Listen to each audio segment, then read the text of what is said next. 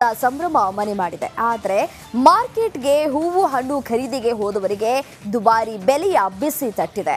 ಆ ಕುರಿತು ಒಂದು ರಿಪೋರ್ಟ್ ಇಲ್ಲಿದೆ.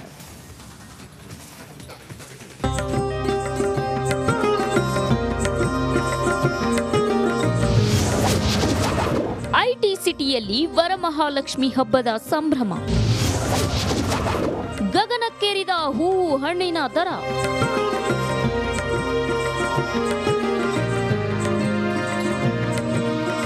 ಶ್ರಾವಣ ಮಾಸದಲ್ಲಿ ಬರೋ ಹೆಂಗಳೆಯರ ನೆಚ್ಚಿನ ಹಬ್ಬ ವರಮಹಾಲಕ್ಷ್ಮಿ ಹಬ್ಬ. ಸಂಪತ್ತು, ಸಮೃದ್ಧಿ ಹಾಗೂ ಅದೃಷ್ಟದ ದೇವತೆ ವರಮಹಾಲಕ್ಷ್ಮಿ. ಹೀಗಾಗಿ ಈ ಹಬ್ಬವನ್ನ ಬೆಂಗಳೂರಿನ ಜನ ಸಡಗರ ಸಂಭ್ರಮದಿಂದ ಆಚರಿಸುತ್ತಾರೆ. ವರಮಹಾಲಕ್ಷ್ಮಿ ಹಬ್ಬಕ್ಕೆ ಬೇಕಾದ ವಸ್ತುಗಳನ್ನ ಖರೀದಿ ಮಾಡಲು ಮಾರ್ಕೆಟ್ಗೆ ಬಂದ ಜನರು ಹೂವು ಹಣ್ಣಿನ ದರ ಕೇಳಿ ಶಾಕ್ ಆದ್ರು. ಹಾಗಾದ್ರೆ ಹೂವು ಹಣ್ಣಿನ ದರ ಎಷ್ಟು ಅಂತ ನೋಡೋದಾದ್ರೆ, ಈ ಸಲದ ವರಮಹಾಲಕ್ಷ್ಮಿ ಹಬ್ಬಕ್ಕೆ ಹೂವು ಹಣ್ಣು ಡಬಲ್ ಆಗಿದೆ. ಗುಲಾಬಿ ಕೆಜಿಗೆ 600 ರೂಪಾಯಿ ಆದ್ರೆ ಮಲ್ಲಿಗೆ ಹೂವು ಕೆಜಿಗೆ 4500 ರೂಪಾಯಿ. ಒಂದು ಮಾರು ಚೆಂಡು ಹೂವ 200 ರೂಪಾಯಿ.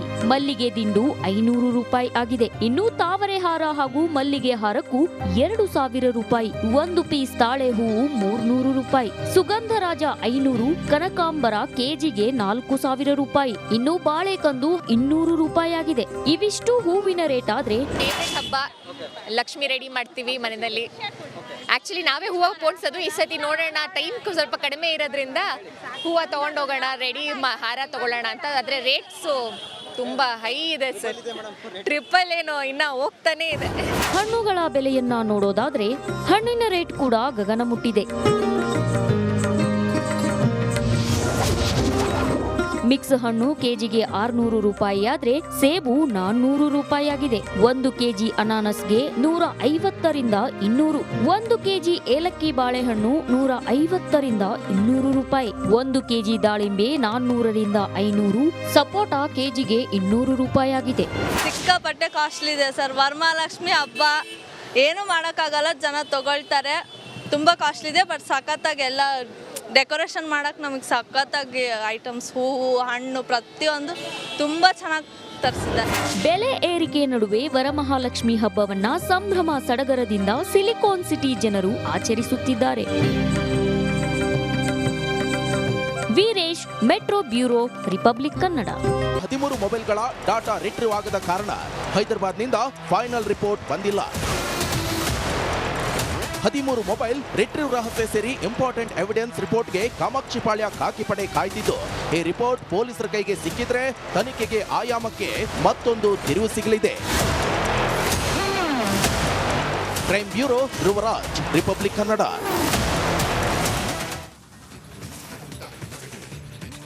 ದರ್ಶನ್ ಬಗ್ಗೆ ನಿಮ್ಗೆಲ್ಲ ಗೊತ್ತೇ ಇದೆ. ಡೆವಿಲ್ ಪರ್ಸನಲ್ ಲೈಫ್ ಬಗ್ಗೆನೂ ನಿಮ್ಗೆಲ್ಲ ತಿಳಿದೇ ಇದೆ. ಆದ್ರೆ ಕಾಟೇರನಿಗೆ ಒಬ್ಬರು ಪ್ರೀತಿಯ ತಂಗಿ ಇರೋ ಬಗ್ಗೆ ತುಂಬಾ ಜನರಿಗೆ ಗೊತ್ತಿಲ್ಲ. ಯಾರಾಕಿ? ಆ ಕುರಿತು ವರದಿ ಇಲ್ಲಿದೆ ನೋಡಿ.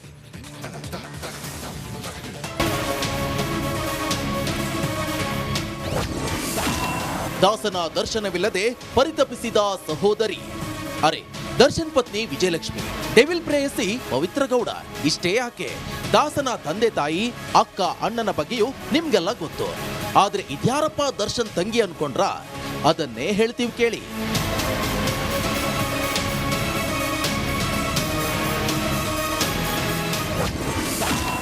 ರಾಖಿ ಕಟ್ಟಲು ಜೈಲಿಗೆ ಬರ್ತಾಳ ದರ್ಶನ್ ತಂಗಿ ಸಮತ. ಕಿಲ್ಲರ್ ಲೇಡಿ ಪವಿತ್ರ ಗೌಡಳ ಆಪ್ತ ಸ್ನೇಹಿತೆ. ಜೈಲಲ್ಲಿ ದರ್ಶನ್ನ ಸೈಲೆಂಟ್ ಆಗಿ ಭೇಟಿಯಾಗಿ ಎಸ್ಕೇಪ್ ಆಗಿದ್ದ ಲಿಪ್ಸ್ಟಿಕ್ ರಾಣಿಯ ಆಪ್ತೆ. ದರ್ಶನ್ ತಂಗಿ ಅಂತ ಹೇಳಿಕೊಂಡು ಡೆವಿಲ್ನ ಮೀಟ್ ಮಾಡಿದ ಬಗ್ಗೆ ರಿಪಬ್ಲಿಕ್ ಕನ್ನಡ ಸುದ್ದಿ ಮಾಡ್ತಿದ್ದಂತೆ ಸಮತಾಗೆ ಪೊಲೀಸರು ನೋಟಿಸ್ ಕೊಟ್ಟಿದ್ರು. ನಂತರ ಸಮತಾ ಜೈಲಿನತ್ತ ಮುಖವೇ ಮಾಡಿರಲಿಲ್ಲ. ಇಂಟ್ರೆಸ್ಟಿಂಗ್ ಅಂದ್ರೆ ತುಂಬಾ ದಿನಗಳ ಬಳಿಕ ಸಮತಾ ಮತ್ತೆ ಜೈಲು ದರ್ಶನ ಮಾಡ್ತಿದ್ದಾರೆ.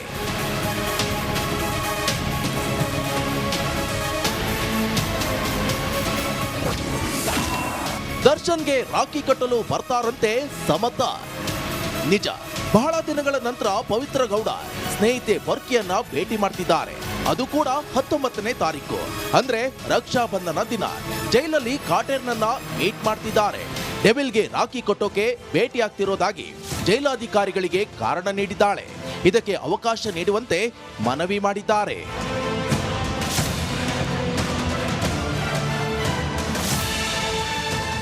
ಸಮತಾ ಏನೋ ರಾಖಿ ಕಟ್ಟೋಕೆ ಅಂತ ಕಾರಣ ನೀಡಿದ್ದಾರೆ. ಆದರೆ ಜೈಲಾಧಿಕಾರಿಗಳು ಇದಕ್ಕೆ ಓಕೆ ಅಂತಾರ ಅನ್ನೋದೇ ಸದ್ಯದ ಕುತೂಹಲ. ನವೀನ್ ಶೆಟ್ಟಿ ಕೆರಾಡಿ, ರಿಪಬ್ಲಿಕ್ ಕನ್ನಡ, ಆನೇಕಲ್.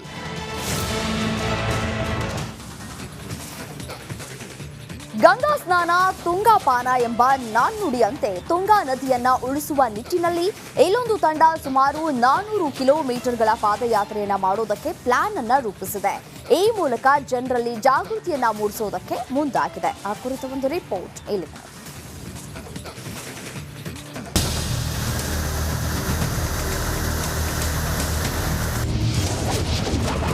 ತುಂಗಾ ನದಿ ಉಳಿವಿಗಾಗಿ ಪಾದಯಾತ್ರೆ. ಶೃಂಗೇರಿಯಿಂದ ಕಿಷ್ಕಿಂದೆ ತನಕ ಜಾಥಾ.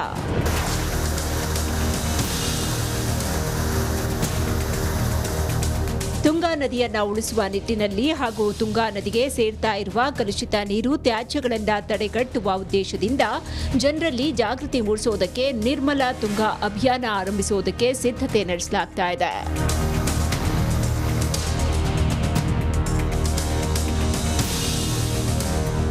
ಹೌದು, ಶಿವಮೊಗ್ಗ ತಂಡ ಸುಮಾರು 400 ಕಿಲೋಮೀಟರ್ ಪಾದಯಾತ್ರೆ ಮಾಡುವ ಸಿದ್ಧತೆ ಮಾಡಿಕೊಂಡು ಸಭೆಗಳನ್ನು ನಡೆಸ್ತಾ ಇದೆ.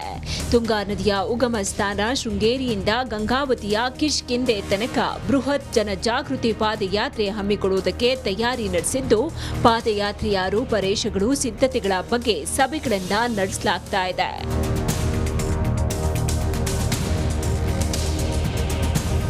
ಜಾಗೃತಿ ಜಾಥಾ ಸೆಪ್ಟೆಂಬರ್ 4ರಿಂದ ನಡೆಯಲಿದ್ದು, ಈಗಾಗಲೇ ಪಾದಯಾತ್ರೆಗೆ ಬೇಕಾದಂತಹ ಎಲ್ಲ ರೀತಿಯ ಸಿದ್ಧತೆಗಳನ್ನು ನಿರ್ಮಲ ತುಂಗಾ ಅಭಿಯಾನ ತಂಡ ಮಾಡಿಕೊಂಡಿದೆ. ಪಾದಯಾತ್ರೆಯಲ್ಲಿ ಸಕಲ ವ್ಯವಸ್ಥೆಗಳೊಂದಿಗೆ ನಾವು ಪಾದಯಾತ್ರೆ ಮಾಡೋರಿದ್ದೀವಿ. ನಮ್ಮ ಜೊತೆ ಆ್ಯಂಬುಲೆನ್ಸ್ ಇರುತ್ತೆ, ಊಟದ ವ್ಯವಸ್ಥೆ ಇರುತ್ತೆ, ವಸತಿ ವ್ಯವಸ್ಥೆ ಇರುತ್ತೆ.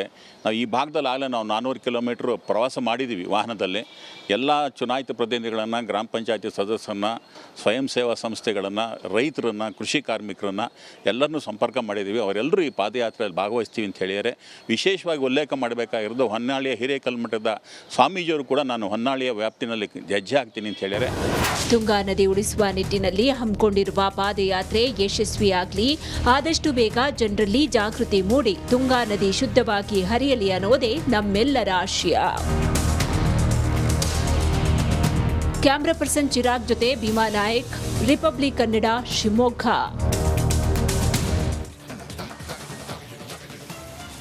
ಹೆಸರು ರಾಶಿ ಒಣ ಹಾಕಿದ್ದಕ್ಕೆ ಕೊಲೆಯಾಗಿದೆ. ಹೌದು, ರಸ್ತೆಯಲ್ಲಿ ಹೆಸರು ಒಣ ಹಾಕಿದ್ದಕ್ಕೆ ರಾಡ್ನಿಂದ ಹೊಡೆದು ವೃದ್ಧನನ್ನ ಕೊಲೆ ಮಾಡಲಾಗಿದೆ.